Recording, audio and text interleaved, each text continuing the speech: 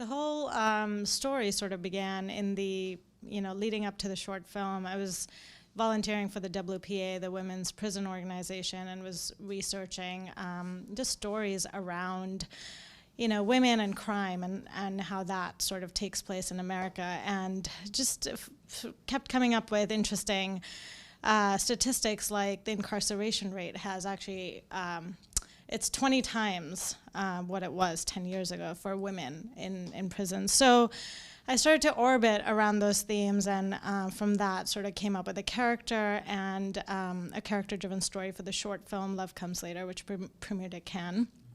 And then from that point on, went through several labs and got several grants to develop the feature version of Love Comes Later. But of course, in the feature version, the world is much more expanded. There are more characters.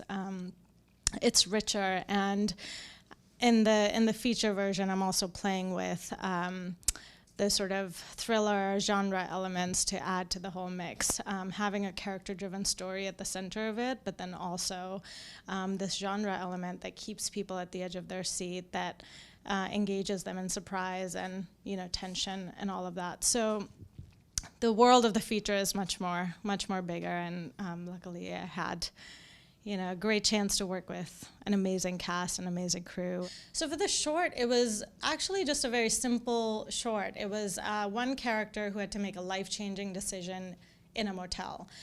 So for the feature, I actually visited several motels around the East Coast, 50 motels, spoke to several motel owners, came to learn interesting facts, such as most motels over the East Coast are either owned by Indian motel owners or Polish, and just started to collect these stories. And then from that, I built more characters, the character of Riz, and then Dallas, who's very American. She's a young American teen who's a runaway, and then Una, who's a Polish motel owner.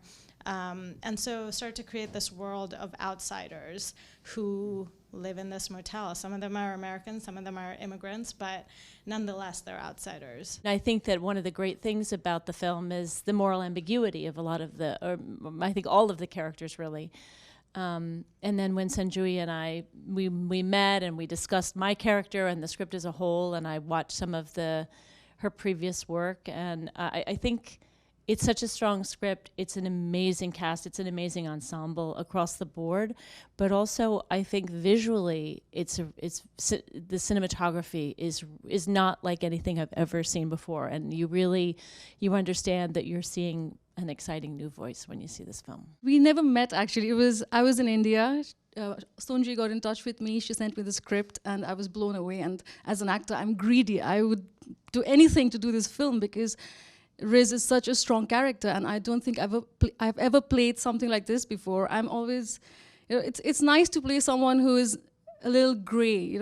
Like Cynthia said, there is moral ambiguity in each and every character, and for me, it was such a great opportunity. And I spoke to Sojui, we got along, and yeah.